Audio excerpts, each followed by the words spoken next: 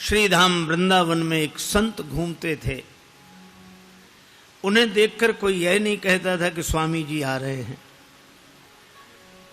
संत जी आ रहे हैं, बाबा जी आ रहे हैं। ना, वे एक ही बात कहते थे, जज साहब आ रहे हैं। उन्हें देखकर हर कोई कहता जज साहब आ रहे हैं, जज साहब। एक महात्मा ने पूछा कि इनको जज साहब क्यों बोलते हैं? तो उन संत ने बड़ी अद्भुत बात बताई कि पहले ये जज ही थे। दक्षिण भारत के किसी कस्बा नुमा छोटे से शहर में जज के पद पर थे और उसी शहर के पास एक छोटा सा गांव में रहने वाला एक केवट, वो इतना सरल था, इतना सरल।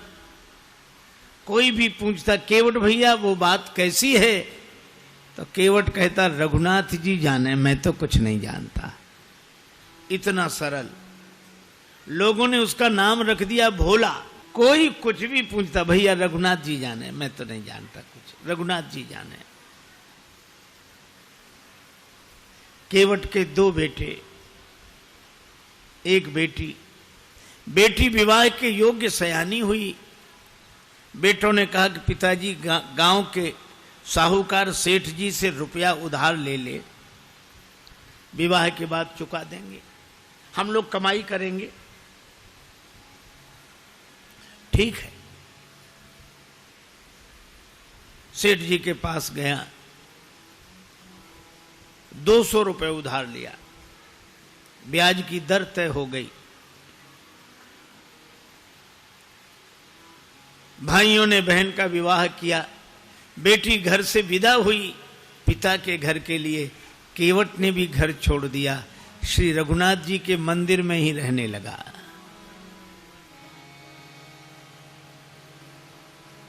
बस उसको तो रघुनाथ जी ही सब कुछ।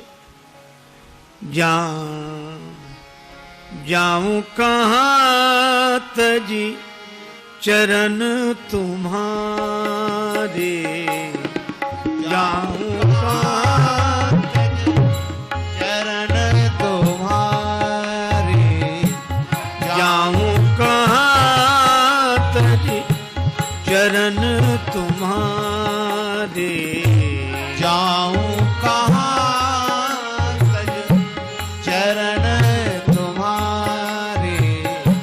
काको नाम पतित पावन जग, काको नाम पतित पावन जग, केही अति दीन पियारे।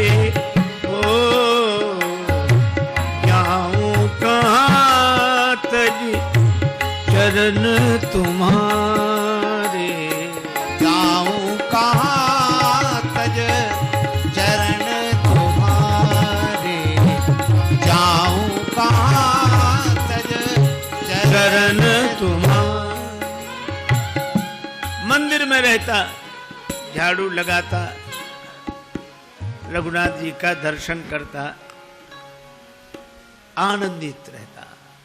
बेटों ने कमाई की, पैसा केवट को लाकर दिया, पिताजी जिनसे उधार लिया है वापिस करें। केवट गया, सेठ जी को रुपया वापिस दिया, ब्याज दिया। सेठ जी ने रसीद लिख ली, हिसाब किताब चुकता, पाई पाई से पैसा प्राप्त। केवट को दी रसीद, पढ़ो क्या लिखा है। केवट बोला मैं कुछ नहीं जानता, रघुनाथ जी जाने। सेठ के मन में पाप आ गया, ये रसीद हमें दे दो, ये कागज हमें दे दो। और दूसरे कागज पर कुछ ऐसे ही लिख कर दिया, पानी ले आओ। वो पानी लेने गया, कागज बदल दिया। केवट जो कागज लेकर आए उस पर ऐसे ही कुछ लिखा था, रघुनाथ जी के चरणों में रसीद समझ के कागज को रखा, फिर अपने कक्ष की अलमारी में रख दिया और प्रसन्न रहने लगा। सिर पर सीताराम फिकर फिर क्या करना, सिर पर सीताराम फिकर फिर क्या करना, क्या करना क्या करना, फिकर फिर क्या करना, क्या करना क्या करना, फिकर फिर क्या करना। सिर पर सीताराम फिकर फिर क्या करना, सिर पर सीताराम फिकर फिर क्या करना। तेरे बिगड़े बनेंगे काम फिकर फिर क्या करना, फिर बिगड़े बनेंगे काम फिकर फिर क्या करना। पितु रघुवर श्री जानकी मैया, पितु रघुवर श्री जानकी मैया, फिर क्यों परेशान हो भैया, फिर क्यों परेशान हो भैया। कटेंगे कष्ट तमाम फिकर फिर क्या करना, तेरे कटेंगे कष्ट तमाम फिकर फिर क्या करना।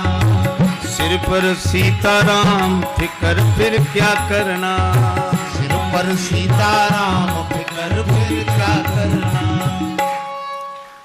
इसी भाव में रहता केवट ने भगवान के भरोसे सब छोड़ दिया था और सेठ जी ने केवट के विरुद्ध मुकदमा कर दिया और मुकदमा इन्हीं जज साहब की अदालत में आया, इन्हीं जज साहब के।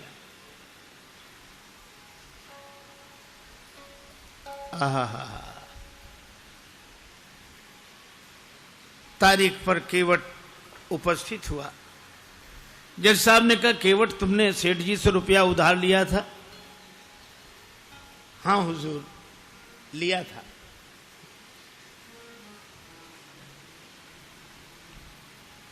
दे दिया? हाँ दिया साहब। कोई प्रमाण है? ये रसीद। जज साहब ने देखा, बोले इससे तो सिद्ध नहीं होता कि तुम रुपया दे चुके हो। केवट रोने लगा, हुजूर माई बाप हम तो इसी को सब कुछ समझे थे।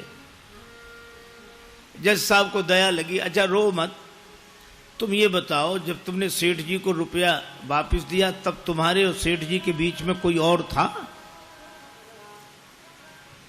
केवट उसी सहजता में बोला कि हमारे और सेठ जी के बीच में उस समय सिवा रघुनाथ जी के कोई नहीं था। उसने लिया रघुनाथ जी का नाम और जज साहब ने समझा रघुनाथ जी इनके गांव के रहने वाले कोई सज्जन होंगे। अच्छा तुम जाओ, अगली तारीख को आना। जज साहब ने अपने खर्चे से सम्मन जारी कर दिया रघुनाथ जी के नाम। अब चपरासी पूरे गांव में घूमे, मजे की बात, रघुनाथ जी नाम का कोई आदमी नहीं था वहां। किसी ने कहा रघुनाथ जी का मंदिर जरूर है। चपरासी बोला वही बताओ। मंदिर पर गया, पुजारी जी बाहर बैठे सीताराम सीताराम सीताराम सीताराम सीताराम कर रहे थे और जो चपरासी ने देखा, पुजारी जी से बोला रघुनाथ जी का मंदिर यही है? पुजारी जी बोले हाँ। तो ले लो। अब पुजारी जी ने जो देखा कि सम्मन, मन में सोचने लगे जब भगवान ने मंगा ही लिया है तो हम वापस काहे को करें। हस्ताक्षर पुजारी जी ने कर दिए। चपरासी समझा कि यही रघुनाथ जी हैं और सम्मन रघुनाथ जी के चरणों में रखते हुए पुजारी जी ने कहा कि वाह प्रभु क्या लीला है, भक्त जो न कराएं सो थोड़ा। आपके लिए मुकुट कई बार आया, पोशाक कई बार आई, हार कई बार आए, अरे पैजनी करधनी कई बार आई होगी, लेकिन सम्मन पहली ही बार आया होगा। केवट से कहा कि तूने रघुनाथ जी का नाम क्यों लिखा दिया वहां? केवट बोला जब सब जगह रहते तो वहां भी थे, झूठा काहे को लिखा दिया। अब रघुनाथ जी जाने। हरि बिन संकट कौन निवारे, हरि बिन संकट कौन निवारे, हरि बिन संकट कौन निवारे, हरि बिन संकट कौन निवारे। साधनहीन मलिन दीन में जाऊं कहीं के द्वारे या अनाथ की लाज आज रघुनाथ जी हाथ तुम्हारे रघुनाथ जी हाथ तुम्हारे हरि बिन संकट कौन निवारे।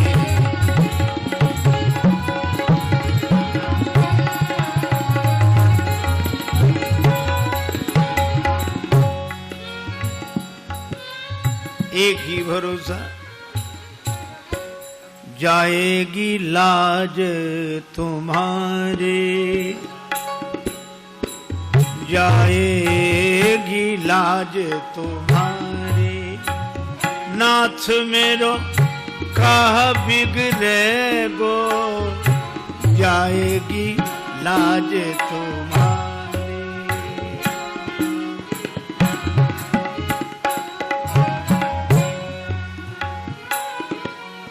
दीन दयालु सुने जब ते तब ते मन में कछु ऐसी बसी है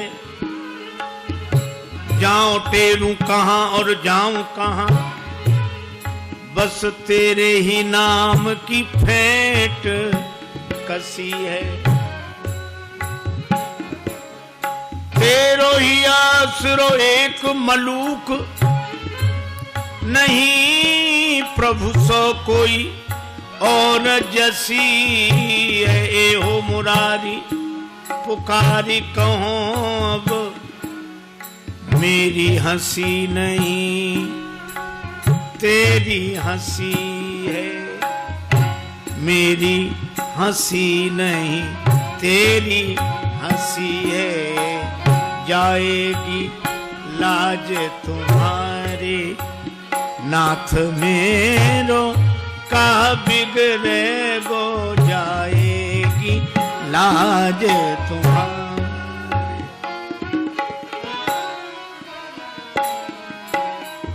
वह निश्चिंत रहता।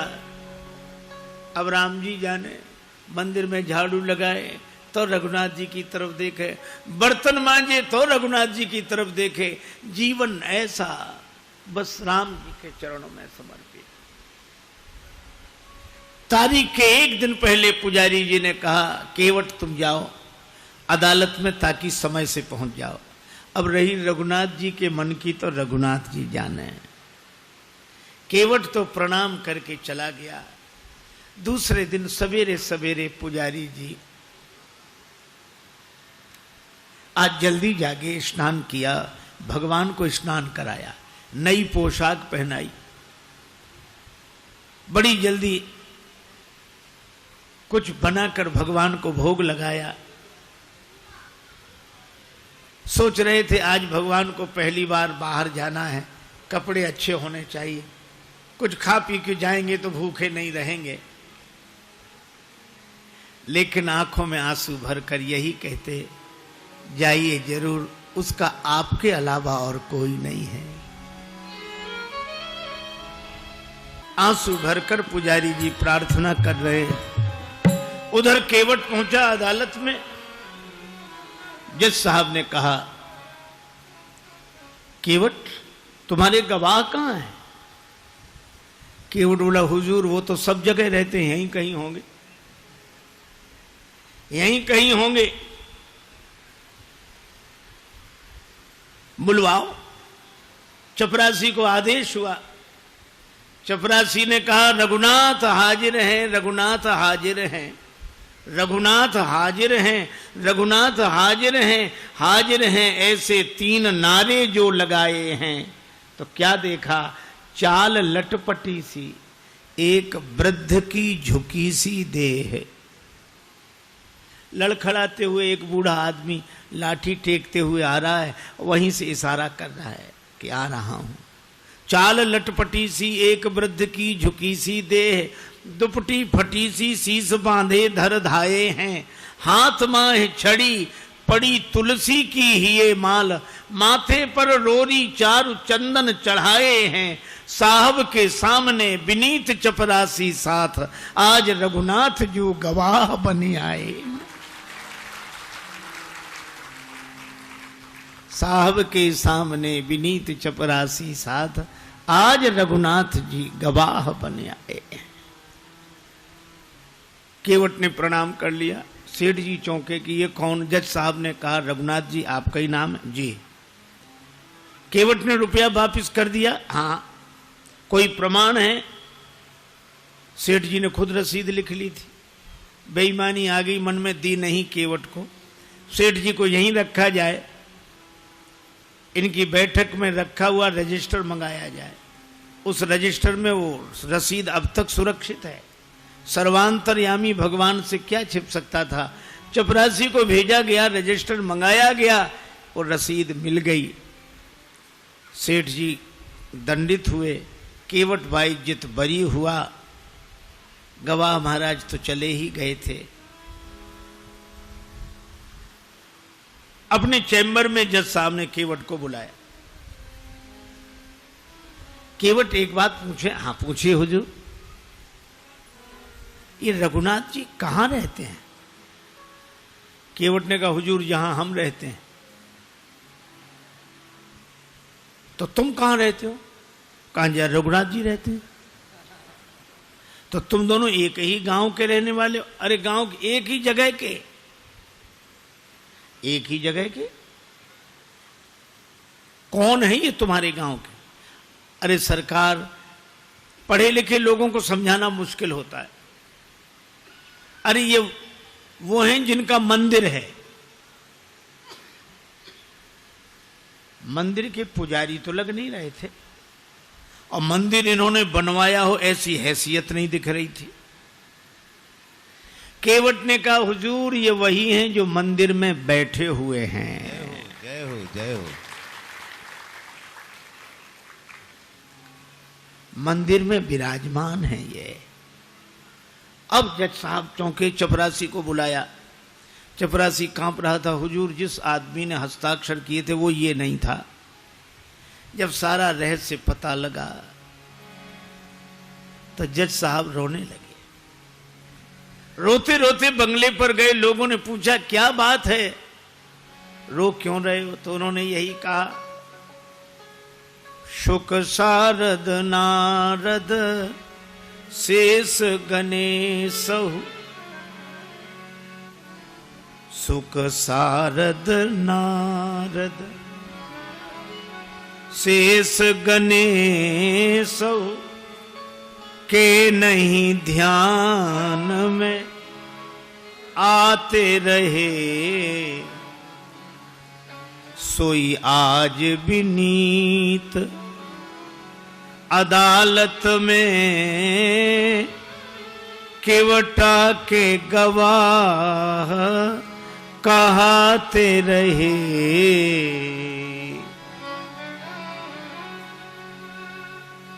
जो शुक सनकादिक के ध्यान में नहीं आए वे भगवान आज केवट की गवाही देते रहे। तो किसी ने कहा कि आप रोते क्यों हैं, खुश होना चाहिए। और गए तो दुख क्या, वे तो जाते ही। सुख धोखे उदर्श दिए को भयो, दुख नाहिन जो तज जाते रहे। दुख तो केवल एक बात का है, बड़ी बेअदबी हो गई आज उनके विरुद्ध। कुर्सी पे बना, कुर्सी पे बना जज बैठा रहा, जगदीश खड़े समझाते रहे। कुर्सी पे मैं कुर्सी पर जज बना बैठा रहा, और जिनकी अदालत में एक दिन सबको उपस्थित होना पड़ेगा वे भगवान खड़े खड़े गवाही देते रहे। ऐसा भाव भरा रोते रहे, पद से इस्तीफा दे दिया, साधु बनकर वृंदावन आ गए। वृंदावन आकर भी भगवान के मंदिर के अंदर नहीं जाते थे, सड़क पर बाहर से ही धूल माथे पर चढ़ा लेते।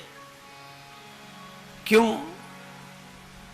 यही सोचते थे, आ तो गया हूं मगर जानता हूं तेरे दर पे आने के काबिल नहीं हूं। आ तो गया हूं मगर जानता हूं तेरे दर पे आने के काबिल नहीं हूं।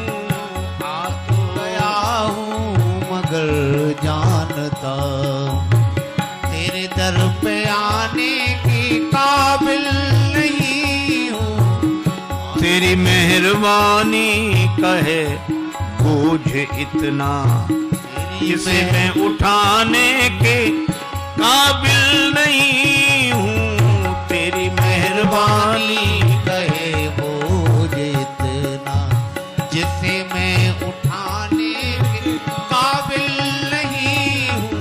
आ तो गया हूं मगर जानता जमाने की चाहत ने मुझको भुलाया,